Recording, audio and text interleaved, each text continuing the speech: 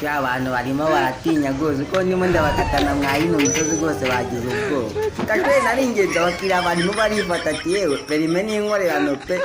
aya makoni gishorongi ntago kaba goroshye kashwe narababwiye mukande subscribe kuri Genda Gusetsa mirebera uburyo mba ntwara aya mamodoka yacu kaba gahenze shorongi yewe ikoni nyagasani yewe data we ibirahuri byabatemaguye ariko bakoze gushyiraho bino biti by'amashanyarazi na ino misozi niko gari kudufatira amazeri ntabwo murimo murabibona imodoka wo kunya imyotsi nukundeba rwose ukuntu mba nimereye nabi iyi modoka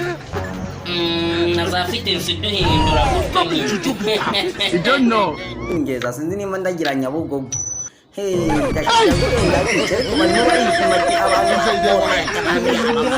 abo mu modoka ati gakwiye perime n'inkorerano pe warayikoze ntago amahoni ni yose ndumva ntago wigeze ngo uyitoragura rwose ngo bayikwegeke warayikoreye pe ariko sinzi nimba ndabageza Nyabugogo imipine yacumaguritse imodoka yahingamye intebe yanjye isigaye gusa ntabwo mwebwe murayibona abakiriya bahagaze bari kuva amaraso nabageza yo